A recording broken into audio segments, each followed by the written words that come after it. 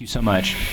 I'm Sarah DeVasher Wisdom, and I'm the Chief Operating Officer of Greater Louisville Inc., and we are a business organization dedicated to growing the economy. Workforce is a major part of our economy, and we know that the current students at JCPS are the workforce of tomorrow. So as a result, JCPS outcomes are directly tied to the competitiveness of our community. As a community, we know the importance of coming together to demand change, to raise expectations, and to empower those people who are tasked with delivering it.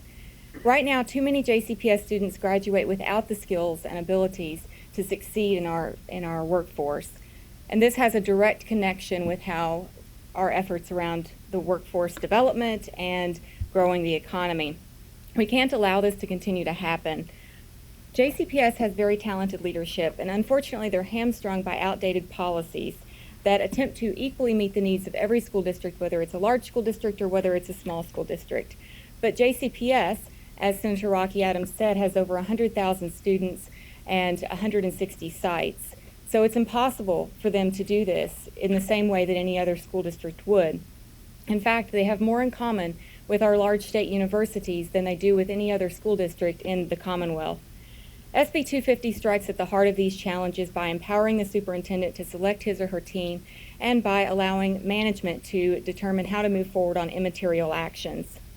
Right now, JCPS leadership and the board are spending way too much time approving small expenditures and administrative actions. I saw your faces as I walked up here today, and many of you were surprised. You were probably hoping this wasn't my testimony, this large board book. This is the typical JCPS board book that every board member receives before an average board meeting. These are the things they must approve at an average meeting. I don't think this is the case in other school districts, and therefore we need to give JCPS the latitude to do things differently.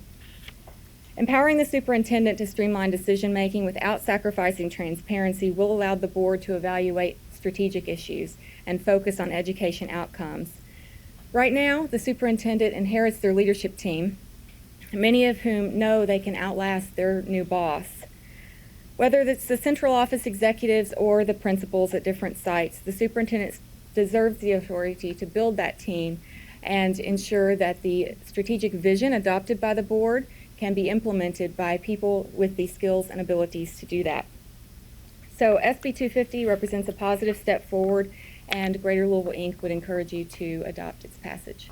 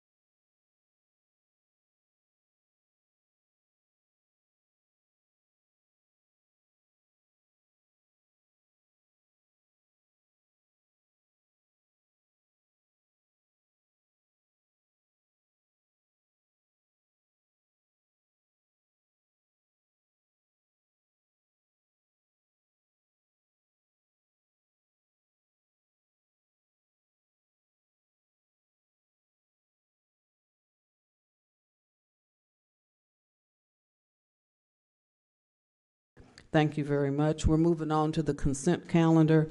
Everything on the consent calendar is as is, except Board Member Craig asked that we pull down the acceptance of the monthly financial report for the period ending December the 31st, 2018. So at this time, is there a motion to receive the consent calendar except the item that I mentioned, which is item N, acceptance of the monthly financial report for the period ending December the 31st, 2018. Is there a motion? Motion by Board Member Geese, second by Board Member Schul. All those in favor? Motion passes unanimously. Board Member Craig, could you tell us what your questions are on item N? I just wanted to highlight, this is the first time that we've had hard financial data since I've been a board member. And I see in this report for the period ending December 31, 2018, that we're $10 million down on SEEK funding already, correct? $10 million less than where you were 2 years ago, correct? And that is just a natural consequence of the formula. Because our property taxes have increased, we're getting less SEEK funding. I correctly understand that, right? It's actually because the property assessments Right. increased. The rate itself does not impact it. It is the assessment value. So the revenue that we're getting from our property taxes has increased because the assessments have increased, but because of that, we're naturally losing money as a consequence of that from the state, right? That's correct. And there's no mechanism at the state level to replace that, right?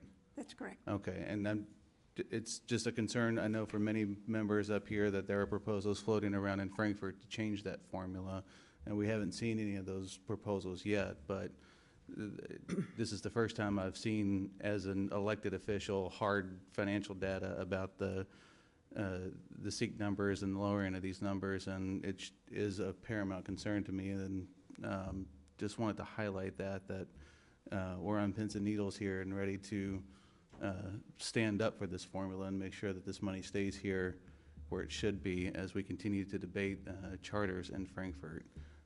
So I wanted to make that point. Thank you for letting me do that, Chairwoman. Thank you. Thank you, CFO Harden. So at this point, is there a motion to accept the item N, acceptance of the monthly financial report for the period ending December 31st, 2018? Motion by Board Member Geese, second by Board Member Craig. All those in favor? Motion passes unanimously. Thank you very much.